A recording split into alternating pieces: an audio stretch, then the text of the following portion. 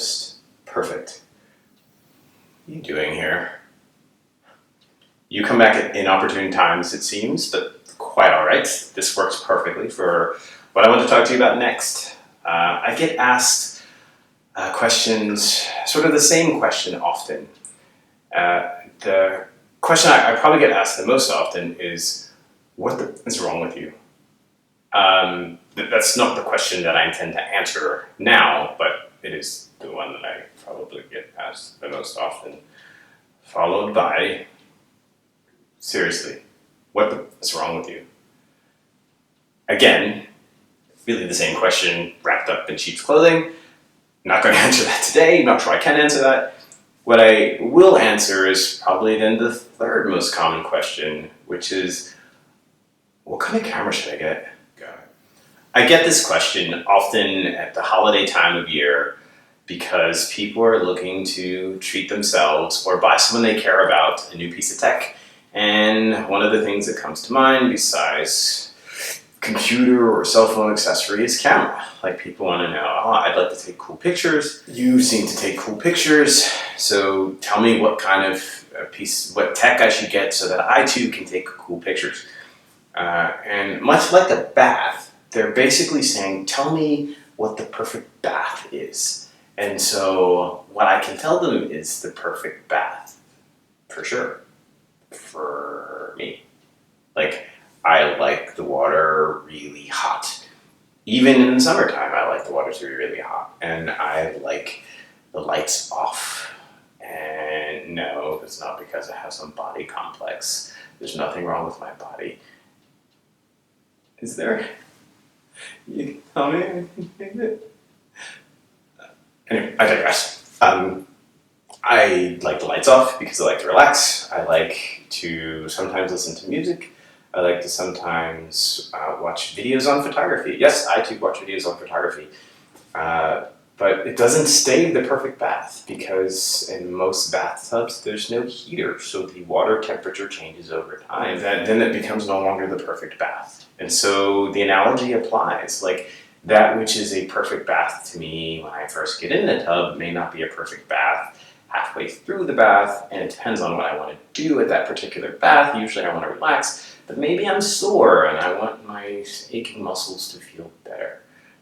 It kind of depends. Sometimes I can be sore and I want a cold bath. That has never in my life happened. I don't like being cold. But I've seen movies in which people soak in tubs of ice, and it seems like something that people in movies do.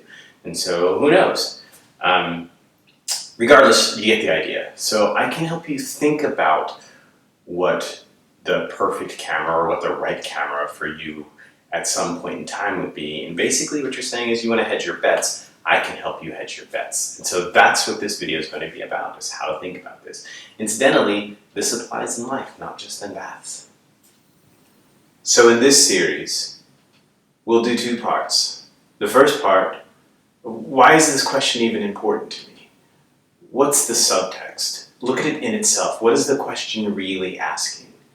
The thoughts and feelings section. The second part will be more practical. What recommendation would I actually make once we help you understand what you need and what the trade-offs are? Something more practical for you. As always, let's get it. But first, a perfect bath. And you can't come for this part.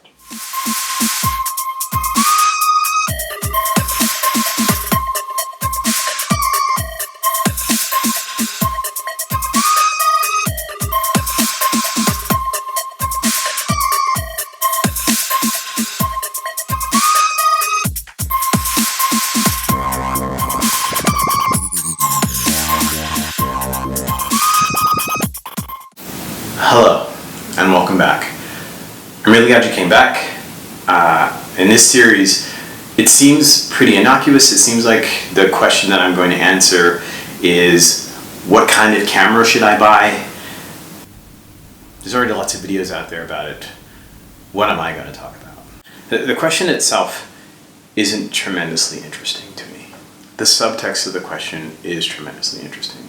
The subtext of the question for me really is someone trying to figure it out. Somebody who doesn't know enough about the thing they have to decide on.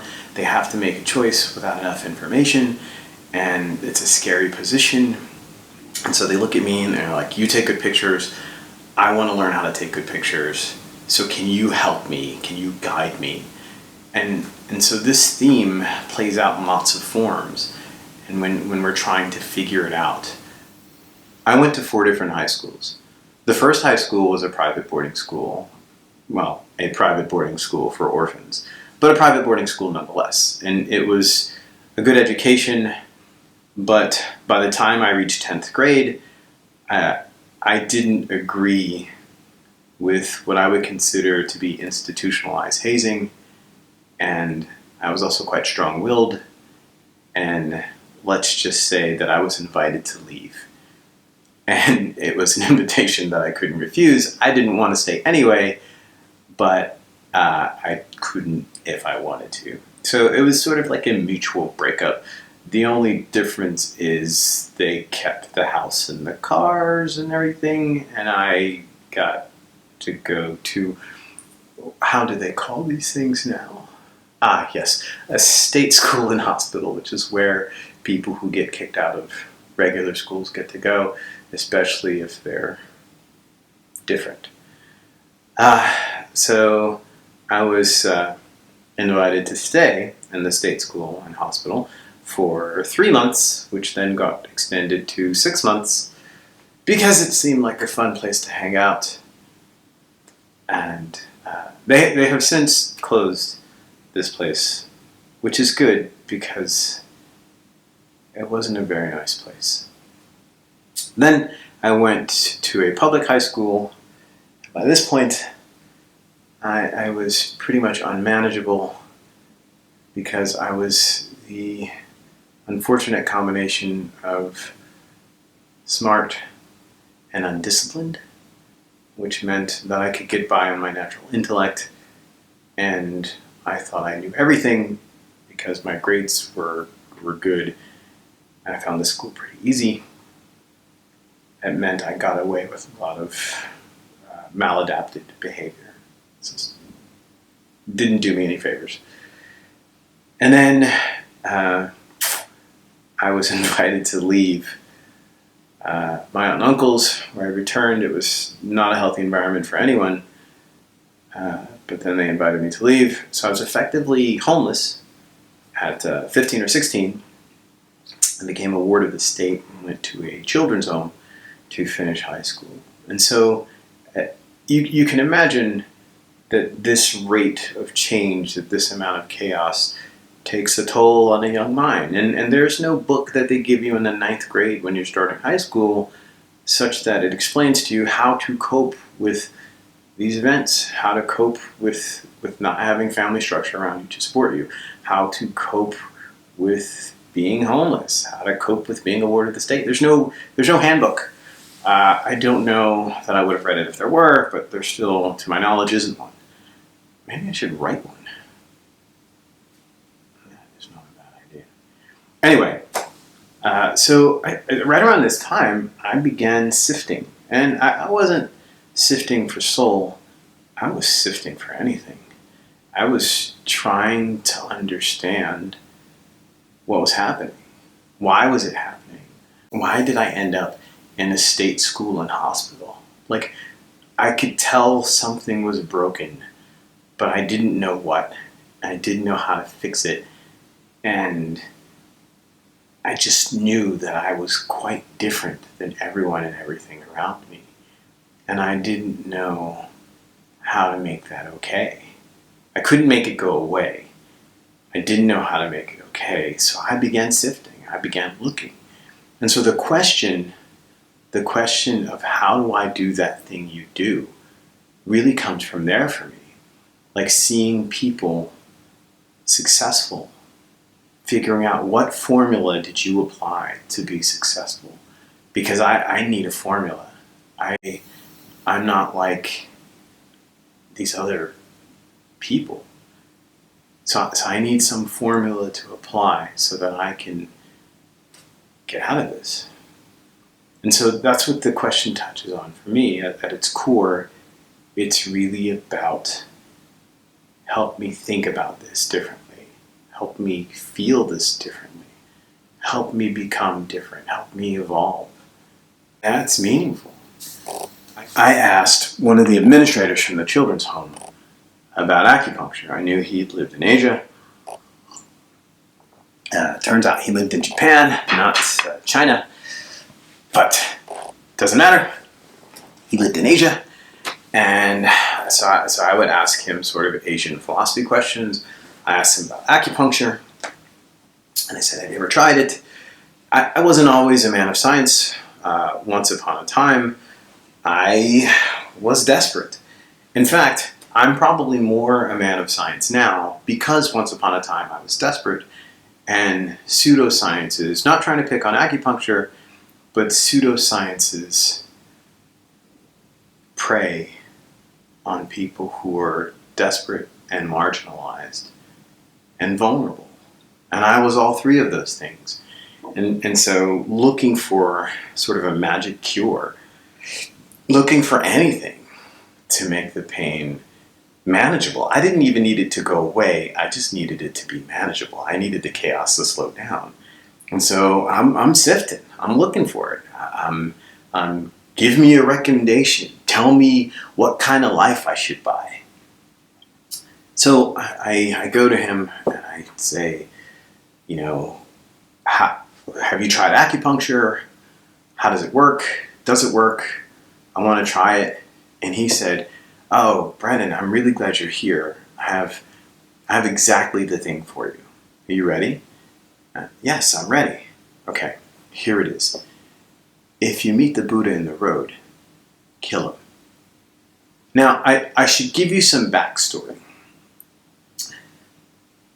So the rumor around the school was that this guy was a government spook and that he did wet work, which I don't know if that's a real thing, but the movies made it seem like wet work was what the CIA assassins did. And so getting the advice that if I meet the Buddha in the road, kill him, from a guy that the rumor mill thinks was an assassin, pretty sure he wasn't. Beside the point, when you're in high school, anybody who works for the CIA is an assassin, or anybody who has any tie to the CIA is an assassin, or anybody named Marcia who spells it that way is an assassin. Still, your imagination runs away with you. My point is, I was like, what? Did you just tell me to kill somebody? And so probably for a year, I just thought, all that assassinating has made him into a fruitcake. And then I did a little homework. And I researched what that saying actually means. And he was telling me something. And he was giving me a recommendation. And he was telling me what kind of life I should buy. And I did. I bought it, hook, line, and sinker. One of the caveats was, of course, he couldn't tell me what the expression meant. I had to go figure it out. And these days, you couldn't just look up everything on your phone. You actually had to do what did we call it then? Yes, research. You had to do some research. You actually had to do some research the hard way, with books and a library. Regardless, I found a book by the title, that bears the title. If you meet the Buddha in the road, kill him, by Sheldon Kopp. I highly recommend this book. But it was exactly what I was looking for, and helped me find my first nugget as I was sifting. And so that's what this means to me. And so I will give a more practical answer to what kind of camera should someone buy. But underneath it, the core of the question, for me, that's that's the salient stuff. That's the juicy bit. Because if you meet the Buddha in the road, kill him.